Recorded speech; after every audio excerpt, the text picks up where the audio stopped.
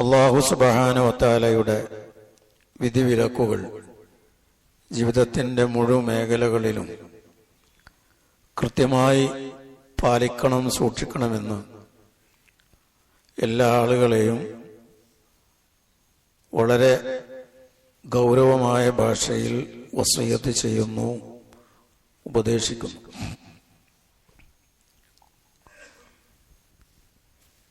ലോകത്ത് പലതരത്തിലുള്ള ഫിത്നകളും പരീക്ഷണങ്ങളും അനുദിനം വർദ്ധിച്ചുകൊണ്ടിരിക്കുന്നുണ്ട്. കാലം മുന്നോട്ട് പോകുന്തോറും ഫിത്നകളുടെയും പരീക്ഷണങ്ങളുടെയും വ്യാപ്തി അത് വർദ്ധിച്ചുകൊണ്ടിരിക്കും. അതിൻ്റെ വൃത്തം വിശാലമായി കൊണ്ടിരിക്കും എന്ന് നബി സല്ലല്ലാഹു അലൈഹി വസല്ലമയുടെ ധാരാളം ഹദീസുകളിൽ നിന്ന് നമുക്ക് മനസ്സിലാക്കാൻ കഴിയുന്ന കാര്യമാണ്. എന്ത് ഫിത്തനയും പരീക്ഷണവും ഉണ്ടായാലും അതിൻ്റെ അടിസ്ഥാന കാരണം അത് വിശുദ്ധ ഖുർആനിന്റെ നബി സല്ലല്ലാഹു അലൈഹി വസല്ലമയുടെ വചനങ്ങളുടെ വെളിച്ചത്തിൽ സ്വഹാബ കിറാം തന്നെ നമ്മെ ബോധ്യപ്പെടുത്തിയിട്ടുണ്ട്. മഹാനായ ഇബ്നു അബ്ബാസ് റളിയല്ലാഹു അൻഹുമാ അദ്ദേഹം പറഞ്ഞു, മാ നസല ബലാഗുൻ ഇല്ലാ ബിദംബിൻ വലാ റുഫിഅ ഇല്ലാ ബിതൗബ. എന്തൊരു ബലാഗ് പരീക്ഷണമുണ്ടാകുന്നുവോ ആ പരീക്ഷണം ബാധിക്കുന്നത് ഉണ്ടാകുന്നതിന്റെ കാരണം മനുഷ്യർ ചെയ്തു കൂട്ടുന്ന തിന്മകളാണ്. അതിനുള്ള പരിഹാരം തൗബയാണ് എന്ന് മഹാനായ ഇബ്നു അബ്ബാസ് റളിയല്ലാഹു തആല അൻഹുമാ പറഞ്ഞതായി കാണാം. പാപം വഴി ഉണ്ടാകുന്ന ദുരന്തത്തെ സംബന്ധിച്ച് വിശുദ്ധ ഖുർആൻ തന്നെ പലയിടങ്ങളിലും നമ്മെ ബോധ്യപ്പെടുത്തിയിട്ടുണ്ട്. പാപികളെ മാത്രമല്ല, പാപം ചെയ്യുക വഴി അതിന്റെ ദുരന്തം ഏറ്റുവാങ്ങേണ്ടി വരിക. പാപമൊന്നും ചെയ്യാത്ത ആളുകൾ പോലും അവർ പോലും പാപങ്ങളുടെ പ്രയാസങ്ങൾ അനുഭവിക്കേണ്ടി വരും. മൃഗലോകത്ത്, പക്ഷികളുടെ ലോകത്ത് പാപം എന്ന് പറയുന്ന ഒന്നില്ല. പക്ഷേ മനുഷ്യർ ചെയ്തു കൂട്ടുന്ന തിന്മകളുടെ പ്രയാസങ്ങൾ അവരും അനുഭവിക്കേണ്ടി വരും. മഹാനായ അബൂ ഹുറൈറ റളിയല്ലാഹു തആല അൻഹു പറഞ്ഞതായി കാണാം, ഇന്നൽ ഹുബാറ ലതമൂതു ഫീ വക്രിഹ ഉസ്ലൻ ബിദുനൂബി ബനി ആദം. ഹുബാറ എന്ന് പറയുന്ന പ്രസിദ്ധമായ ഒരു പക്ഷിയുണ്ട്, ഒരു പക്ഷിയുടെ പേരാണ്. ആ പക്ഷി അതിന്റെ കൂട്ടിൽ കിടന്ന് ഒരിറ്റ് വെള്ളം കിട്ടാതെ ശോഷിച്ച് ചത്തുപോകും എന്ന് മഹാനായ അബൂ ഹുറൈറ റളിയല്ലാഹു തആല അൻഹു പറഞ്ഞതിന് ശേഷം അതിന്റെ കാരണം അദ്ദേഹം പറയുന്നു, ബിദുനൂബി ബനി ആദം, മനുഷ്യർ ചെയ്യുന്ന തിന്മകളാണ് ഇതിന്റെ കാരണം. ഒരു തെറ്റും ചെയ്യാത്ത പക്ഷി പോലും ഈ വിധത്തിൽ ശോഷിച്ച് പട്ടിണി കിടന്ന് ഒരിറ്റ് വെള്ളം കിട്ടാതെ ചത്തുപോകാവുന്ന വിധത്തിൽ ഇവിടെ ജലക്ഷാമമുണ്ടാകും. അതിന്റെ കാരണം മനുഷ്യർ ചെയ്തു കൂട്ടുന്ന തിന്മകളാണ്. ഒരു 3 ദിവസം പറന്നെത്താവുന്ന ദൂരത്ത് വെള്ളമുണ്ടെങ്കിൽ അവിടെ പോയി അത് കണ്ടെത്തി വെള്ളം കുടിച്ച് ജീവൻ സംരക്ഷിക്കാൻ ശേഷിയുള്ള പക്ഷിയാണിത്. ഒരു പക്ഷി 3 ദിവസം പറന്നെത്താവുന്ന ദൂരത്ത് പോലും അതിന് കുടിക്കാവുന്ന വെള്ളമില്ലാത്ത വിധം ജലക്ഷാമമുണ്ടാകുക. അതിന്റെ കാരണം അദ്ദേഹം പറഞ്ഞത് മനുഷ്യർ ചെയ്തു കൂട്ടുന്ന തിന്മകളാണ്. മനുഷ്യർ ചെയ്യുന്ന തിന്മകൾക്കൊക്കെ അല്ലാഹു തആല അപ്പോൾ ശിക്ഷ നൽകുകയാണ് എങ്കിൽ ഈ ഭൂമുഖത്ത് ഒരു ജന്തുവും ബാക്കിയാവില്ല എന്ന് അല്ലാഹു സുബ്ഹാനഹു വ തആല തന്നെ സൂറത്തുൻ നംലിലൂടെ സൂറത്തുൻ നഹ്ലിലൂടെ നമ്മെ അറിയിച്ചിട്ടുണ്ട്. ഇങ്ങനെ എത്രയോ ദുരന്തങ്ങൾ അതുവഴി ഉണ്ടാകും. ഭാരതന്മാരായ പണ്ഡിതന്മാർ അതുവഴി പാപം ചെയ്യുക വഴി ഉണ്ടാകുന്ന ദുരന്തങ്ങൾ അക്കമിട്ട് നിരത്തി നമ്മെ ബോധ്യപ്പെടുത്തിയിട്ടുണ്ട്. ഏതാനും ചില കാര്യങ്ങൾ ഞാൻ പറയാം. ഒന്ന്, നന്മ ചെയ്യാനുള്ള തൗഫീഖ് തടയപ്പെടും. പാപം നിറഞ്ഞൊരു മനസ്സാണെങ്കിൽ അവന്റെ മനസ്സ് പാപം ചെയ്ത് ചെയ്ത് ചെയ്ത് നന്മയോട് തന്നെ ഒരു താല്പര്യക്കുറവ് അവന്റെ മനസ്സിലുണ്ടാകും. സംഗതികൾ അറിയാഞ്ഞിട്ടല്ല. ഇപ്പൊ ഞാനിവിടെ എല്ലാ ഒട്ടുമിക്ക ആഴ്ചകളിലും ആളുകളോട് സ്വഫ് ശരിയാക്കാൻ പറയുന്നു. അതിന്റെ പ്രാധാന്യം അറിയാഞ്ഞിട്ടല്ല. എന്നാലും ആളുകൾ ചാരിയിരിക്കും. അറിവില്ലാത്തതുകൊണ്ടല്ല, തൗഫീക്ക് കിട്ടാത്തത് കൊണ്ടാണ്. ഞാനിത് പറയുന്നില്ല, നിർത്തി.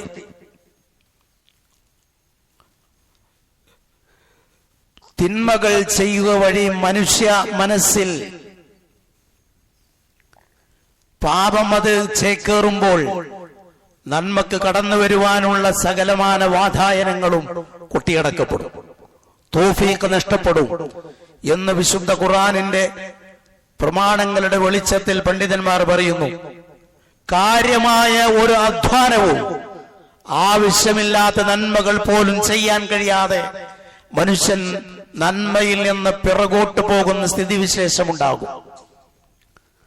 ദിക്റുകൾ, എത്രയോ ദിക്റുകൾ, എത്രയോ പ്രാർത്ഥനകൾ നമുക്ക് കാര്യമായ അധ്വാനമില്ലാതെ നിർവഹിക്കാൻ പറ്റുന്നതുണ്ട്. അതിന്റെ പ്രതിഫലം വമ്പിച്ചതാണ്. പക്ഷേ ആ ഒരു നന്മ ചെയ്യാൻ നമുക്ക് സാധിക്കാതെ പോകുന്നത് നമ്മുടെ മനസ്സിൽ അത്ര കണ്ട് തിന്മകൾ അടിഞ്ഞുകൂടിയതിന്റെ അടയാളമാണ് എന്ന് പണ്ഡിതന്മാർ വിവരിച്ചിട്ടുണ്ട്. അതിനുള്ള പരിഹാരം തൗബ മാത്രമാണ്. അള്ളാഹുലേക്ക് ഖേദിച്ച് മടങ്ങലാണ്. മഹാനായ ഇബ്നു അബ്ബാസ് റളിയല്ലാഹു തആല അൻഹുമ അതാണ് പറഞ്ഞിട്ടുള്ളത്.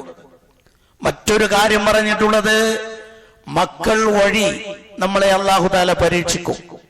നമ്മൾ എത്ര കണ്ട് പാപം നമ്മുടെ ജീവിതത്തിൽ കടന്നുകൂടുന്നുവോ അതുവഴി മക്കൾ കാരണത്താലുള്ള പരീക്ഷണങ്ങൾ നേരിടേണ്ടി വരും എന്നും പണ്ഡിതന്മാർ വിശദീകരിച്ചിട്ടുണ്ട്.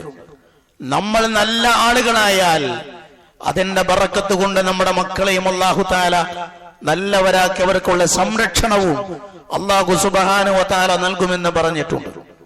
ഹിദായത്ത് തടയപ്പെടും.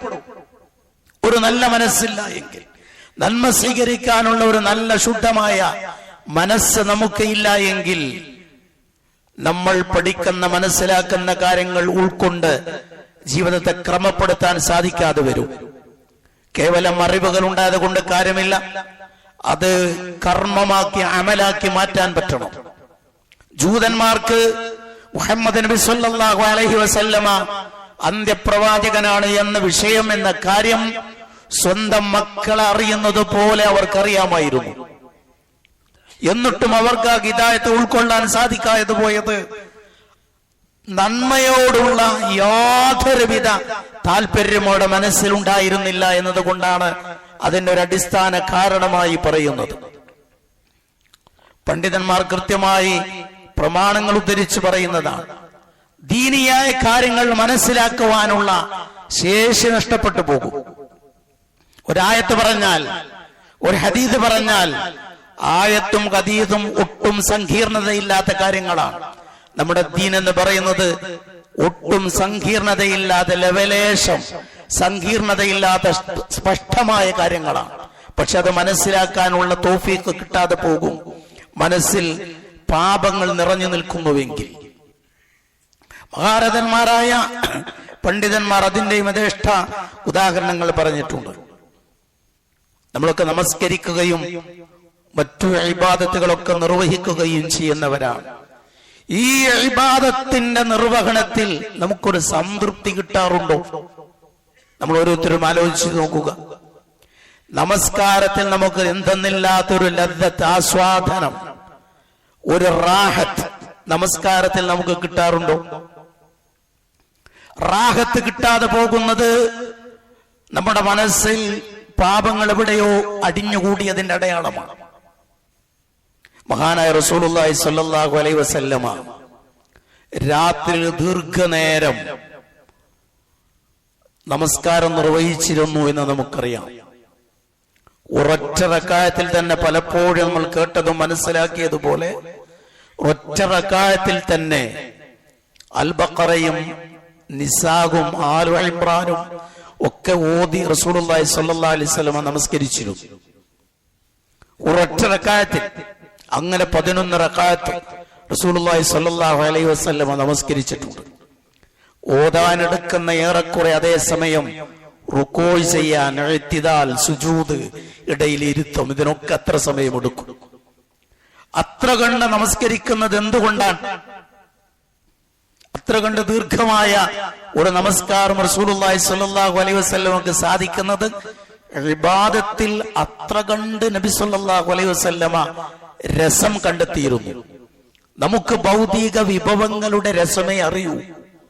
ഭക്ഷണങ്ങളുടെ ടേസ്റ്റ് അറിയാം, മറ്റു പലഹാരങ്ങളുടെ ടേസ്റ്റ് അറിയാം.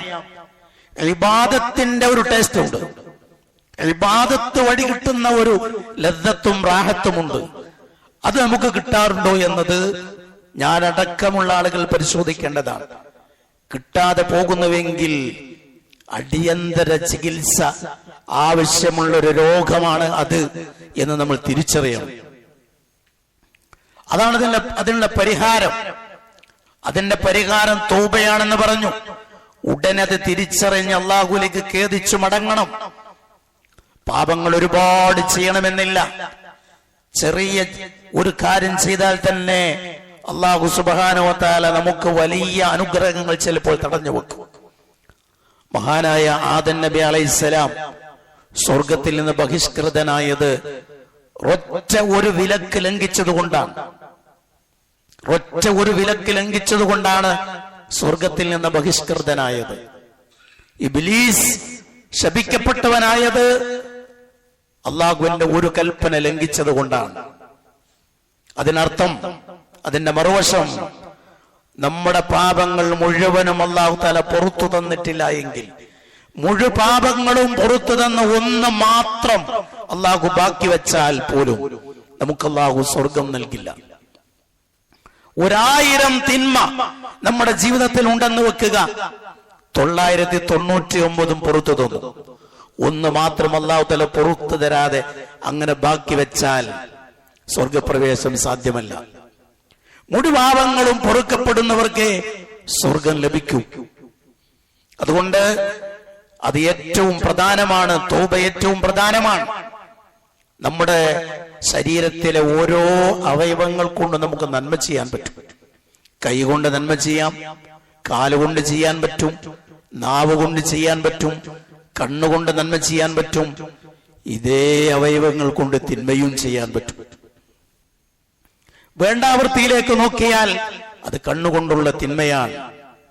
അള്ളാഹുവിന്റെ ഗ്രന്ഥത്തിൽ നോക്കി പാരായണം ചെയ്യുന്നത് കണ്ണുകൊണ്ട് ചെയ്യുന്ന നന്മയാണ്. ഒരാളെ സഹായിക്കുന്നത് കൈകൊണ്ട്, കാലുകൊണ്ടൊക്കെ അതിലേക്ക് നടക്കുന്നതും പിടിക്കുന്നതുമൊക്കെ കൈകൊണ്ടും മറ്റവയവങ്ങളും കൊണ്ടും ചെയ്യുന്ന നന്മയാണ്. നല്ലത് കേൾക്കുന്നത് നന്മയാണ്. വേണ്ടാവൃത്തി കേൾക്കുന്നതും കാണുന്നതും കാതുകൊണ്ടും കണ്ണുകൊണ്ടുമുള്ള തിന്മയാണ്. ഇങ്ങനെ ഓരോ അവയവങ്ങൾ കൊണ്ടും നമ്മുടെ മനസ്സുകൊണ്ട് പോലും തിന്മ ചെയ്യും. അന്യരോടുള്ള അസൂയ, മനുഷ്യരോടുള്ള അസൂയ, പക, അഹംഭാവം, അകപ്പെരുമ, ഇതൊക്കെ മനസ്സുകൊണ്ട് വരുന്ന തിന്മകളാണ്. ഇങ്ങനെ മനസ്സുകൊണ്ടും നമ്മുടെ ശരീരം കൊണ്ടുമൊക്കെ തിന്മകൾ ചെയ്യുന്നു. തിന്മകൾ ചെയ്യുന്നു എന്ന് മാത്രമല്ല, പലപ്പോഴും തിന്മകളെ നിസ്സാരമായി കാണുന്നു. അതും ഒരു തിന്മയാണ്. തിന്മയെ നിസ്സാരമായി കാണുന്നത് പോലും തിന്മയായി ഗണിക്കപ്പെടും. ഇങ്ങനെ തിന്മകൾ ഏറെയുണ്ട്. നമുക്ക് ഇസ്സത്ത് നൽകുന്നത് നമ്മൾ നന്മ ചെയ്യുമ്പോഴാണ്. അതിന്റെ മറുവശം നമുക്ക് ദില്ലത്ത്, അധമത്വം പേറേണ്ടി വരുന്നത് പാപം ചെയ്യുക വഴിയാണ്. ഇതൊക്കെ പണ്ഡിതന്മാർ വളരെ കൃത്യമായി നമ്മെ പഠിപ്പിച്ചിട്ടുണ്ട്. ഇനി നോക്കൂ നിങ്ങൾ, നമ്മൾ എത്ര ഇബാദത്ത് ചെയ്യുന്നവരായിരുന്നാലും ശരി, നമ്മൾ തൗബയും ഇസ്തിഗ്ഫാറും വർദ്ധിപ്പിക്കേണ്ടതുണ്ട്. കാരണം നമ്മൾ എത്ര ഭംഗിയായി ചെയ്താലും മനുഷ്യന് ചില ന്യൂനതകളും പോരായ്മകളുമുണ്ട്. ആ പോരായ്മകൾ പരിഹരിക്കപ്പെടാൻ നിരന്തരമായി ഇസ്തിഗ്ഫാർ വർദ്ധിപ്പിച്ചുകൊണ്ടേയിരിക്കണമെന്നാണ്. ഇത് കൃത്യമായി പണ്ഡിതന്മാർ ഹദീസുകളുടെ വെളിച്ചത്തിൽ നമ്മെ ബോധ്യപ്പെടുത്തിയിട്ടുള്ള കാര്യമാണ്. അങ്ങനെ ഒരാൾ ചെയ്താൽ, അവന് ഇങ്ങനൊരു തിന്മകൾ അവൻ ചെയ്തു കഴിഞ്ഞാൽ അതിൽ നിന്ന് രക്ഷപ്പെടുവാനും മനസ്സിനെ ശുദ്ധീകരിക്കുവാനുമുള്ള പരിഹാരത്തെക്കുറിച്ചും വിശുദ്ധ ഖുർആൻ പറഞ്ഞു തന്നിട്ടുണ്ട്. ഇതുവരെ പറഞ്ഞതൊക്കെ പ്രശ്നങ്ങളാണ്. അതിന്റെ പരിഹാരത്തെക്കുറിച്ച് ഖുർആൻ പറഞ്ഞിട്ടുണ്ട്. സൂറത്ത് ഹൂദിൽ നമുക്ക് അതിന്റെ 3-ാമത്തെ വചനത്തിൽ കാണാം. ഹൂദ് അലൈഹിസ്സലാം അദ്ദേഹത്തിന്റെ ജനതയോട് പറയാൻ, വനിസ്തഗ്ഫിറു റബ്ബക്കും സുമ്മ തൂബൂ ഇലൈഹി, നിങ്ങൾ അല്ലാഹുവിനോട് പാപം പുറത്തു തരാൻ ആവശ്യപ്പെടണം, നിങ്ങൾ അല്ലാഹുവിലേക്ക് പശ്ചാത്താപിച്ച് മടങ്ങണം.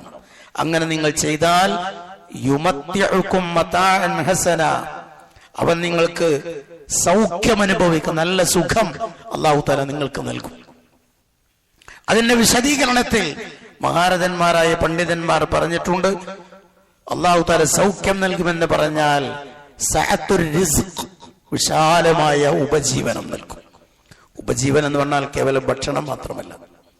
ഭക്ഷണം, പാർപ്പിടം, ആരോഗ്യം, വിദ്യാഭ്യാസം തുടങ്ങിയതൊക്കെ റിസ്കിന്റെ വൃത്തത്തിൽ വരുന്നതാണ്. അത് നിങ്ങൾക്ക് അവൻ നൽകും. വറഗ്ദുൽ ഐഷ്, സുഭിക്ഷമായ ജീവിതം നൽകും. വൽ ആഫിയതു ഫിദ് ദുനിയ, ദുനിയാവിൽ അവൻ നിങ്ങൾക്ക് സൗഖ്യം നൽകും. മക്കളിലൂടെ സൗഖ്യം നൽകും, കുടുംബത്തിലൂടെ സൗഖ്യം നൽകും, നല്ല ആരോഗ്യം നൽകും. അതിന് നിങ്ങൾ ചെയ്യേണ്ടത് ഇസ്തിഗ്ഫാർ വർദ്ധിപ്പിക്കുകയാണ്, അല്ലാഹുവിലേക്ക് തൗബ ചെയ്ത് മടങ്ങുകയാണ്. ഇതാണ് അതിനുള്ള മാർഗം. മഹാനായ ഇമാം ഖതാദ റഹിമഹുല്ലാ ഇത് സംബന്ധമായി പറഞ്ഞിട്ടുള്ളത്, അജബല്ലക്കും, നിങ്ങളുടെ കാര്യം മനുഷ്യരെ, നിങ്ങളുടെ കാര്യം ആശ്ചര്യകരം തന്നെ, അത്ഭുതകരം തന്നെ.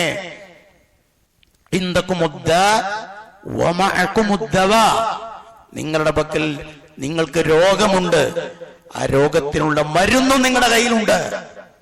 എന്നിട്ട് നിങ്ങൾ ആ മരുന്ന് ഉപയോഗിച്ച് രോഗത്തെ നിങ്ങൾ ചികിത്സിക്കുന്നില്ല. അതുകൊണ്ട് നിങ്ങളുടെ കാര്യം അത്ഭുതകരമാണ്. അദ്ദേഹത്തോട് ചോദിച്ചു, എന്താണ് രോഗം, എന്താണ് മരുന്ന്?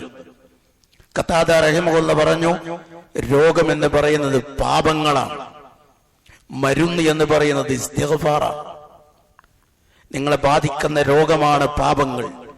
ആ പാപം പരിഹരിക്കാനുള്ള മരുന്നാണ് ഇസ്തിഗ്ഫാർ.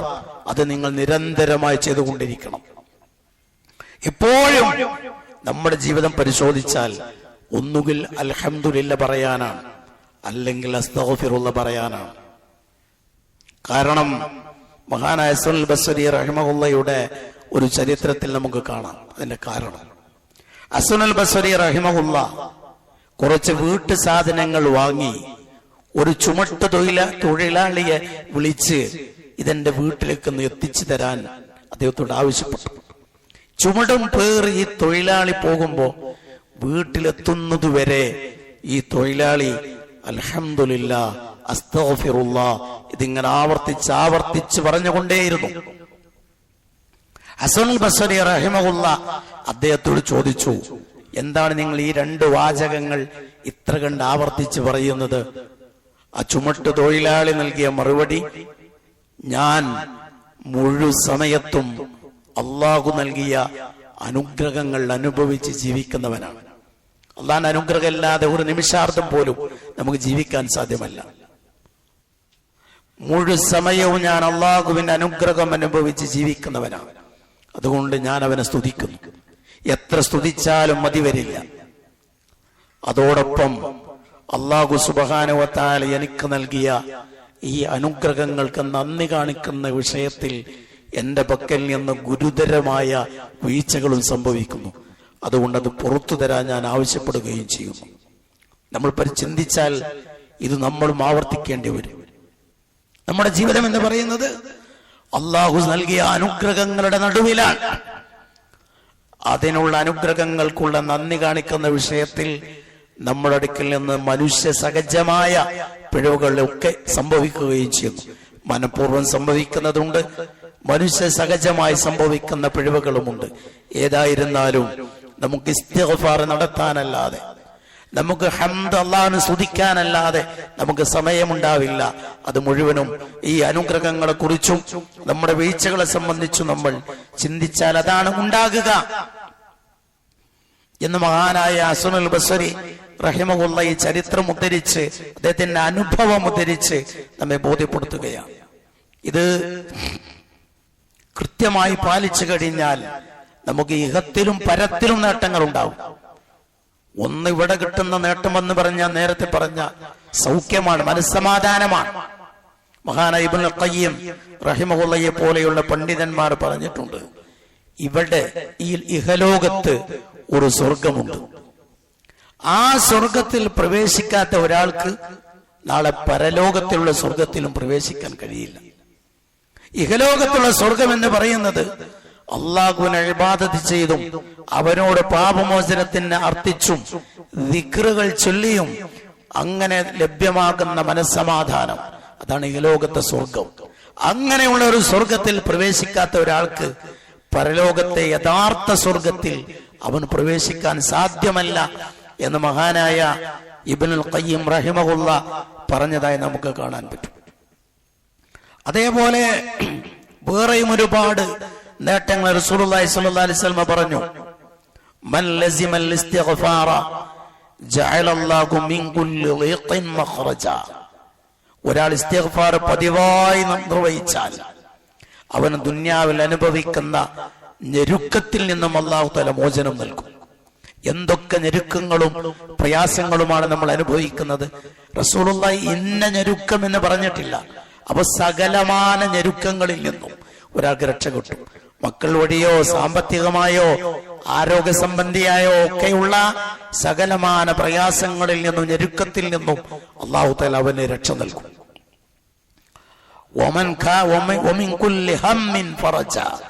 എല്ലാ ദുഃഖത്തിൽ നിന്നും അല്ലാഹു തആല ആശ്വാസം നൽകും. അവിചാരിതമായ മാർഗത്തിലൂടെ അല്ലാഹു തആല അവന് റിസ്ഖ് നൽകും. ഇങ്ങനെ അതിന്റെ വിവിധമായ നേട്ടങ്ങളെ സംബന്ധിച്ചും ഹദീസുകളുടെ പിൻബലത്തോടുകൂടെ പണ്ഡിതന്മാർ പറഞ്ഞിട്ടുണ്ട്. സഹോദരങ്ങളെ, നമ്മൾ ആലോചിക്കുക, ഞാനും നിങ്ങളുമൊക്കെ സ്വകാര്യമായി വെക്കുന്ന സൂക്ഷിക്കുന്ന കുറെ ദുഃഖങ്ങൾ, ആരോടും പങ്കിടാത്ത കുറെ ദുഃഖങ്ങൾ ഉണ്ടാകും. സ്വകാര്യമായ ദുഃഖങ്ങൾ, ഒരുപക്ഷെ നമ്മുടെ ഇണകൾക്ക് പോലും അറിയാത്ത ഒരുപാട് ദുഃഖങ്ങളുടെ ബാണ്ഡം പേറി ജീവിക്കുന്നവരുണ്ടാകും. അതിനുള്ള പരിഹാരവും അതിൽ നിന്ന് പുറത്തു കടക്കുവാനുമുള്ള മാർഗമാണ് ഇസ്തിഗ്ഫാർ വർദ്ധിപ്പിക്കുക എന്ന് പറയുന്നത്.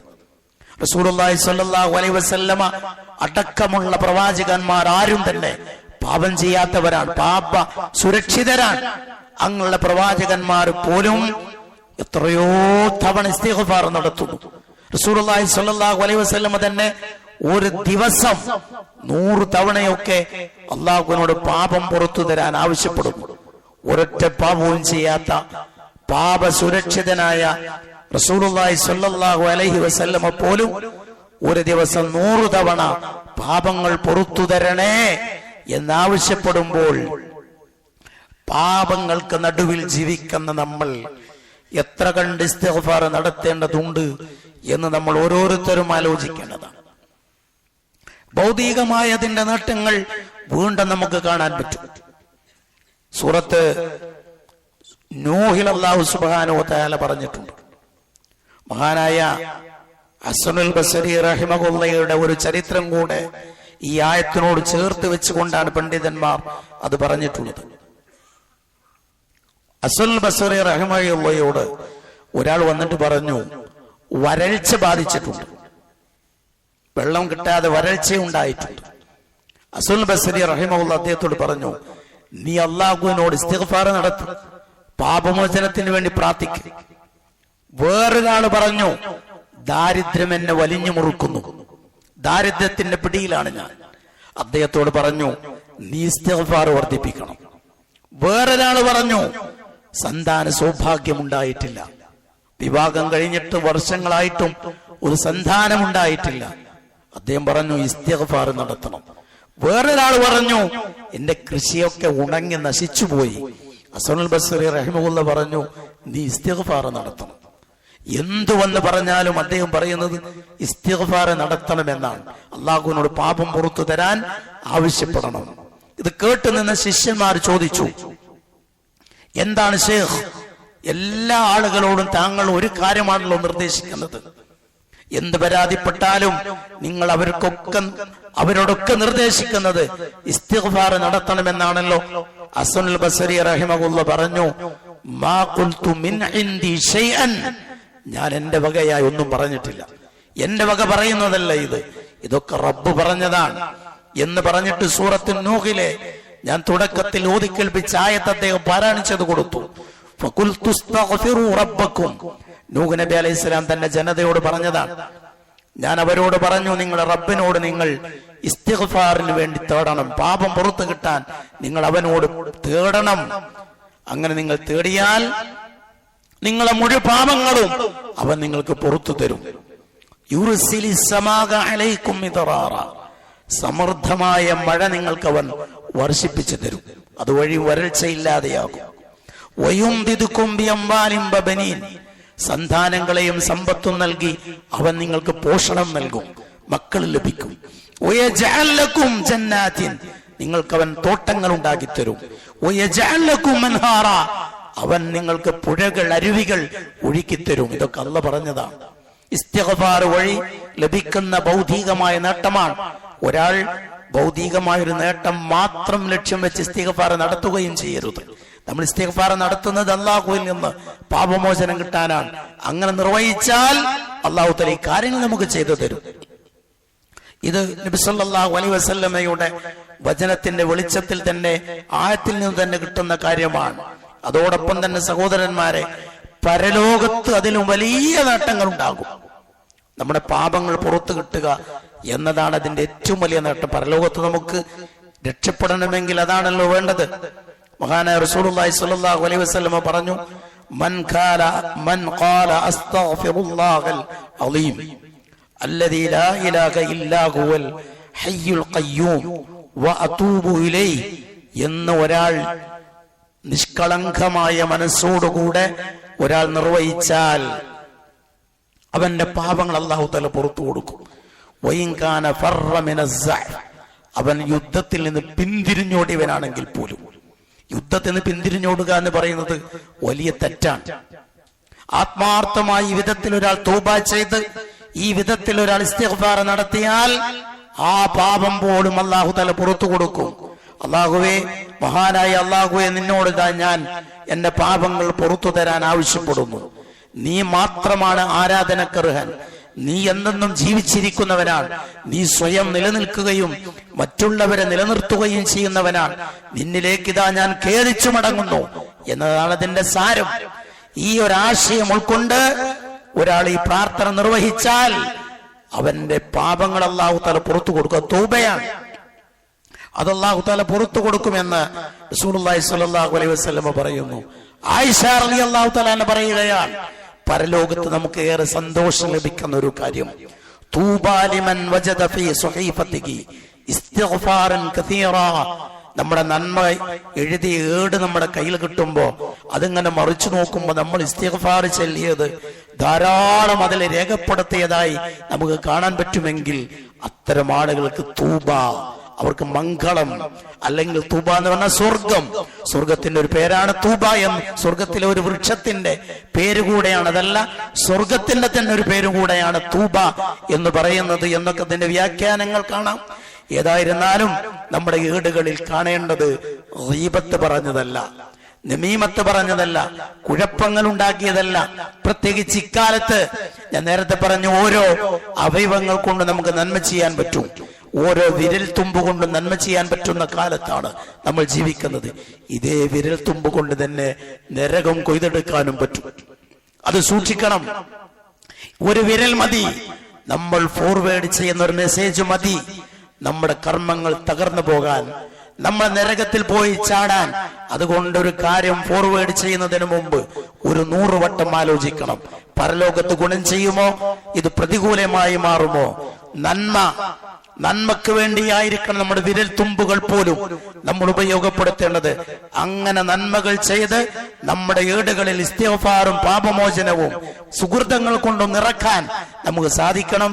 അല്ലാഹു സുബ്ഹാനഹു വ തആല തൗഫീഖ് പ്രദാനം ചെയ്യുമാറാകട്ടെ. അൽഹംദുലില്ലാഹി റബ്ബിൽ ആലമീൻ വസ്സലാത്തു വസ്സലാമു അലൽ അക്മലാനി അലൽ മബ്ഊസ് റഹ്മത്തൽ ലിൽ ആലമീൻ വഅലാ ആലിഹി വസഹ്ബിഹി അജ്മഈൻ. അമ്മാ ബഅദ് ഇത്തഖുല്ലാഹ ഇബാദല്ലാഹ്. അല്ലാഹുവിന്റെ വിധിവിലക്കുകൾ അനുസരിച്ച് ജീവിക്കണമെന്നും ഒരിക്കൽ കൂടി എല്ലാ ആളുകളെയും ഓർമ്മപ്പെടുത്തുന്നു, ഉപദേശിക്കുന്നു. സഹോദരന്മാരെ,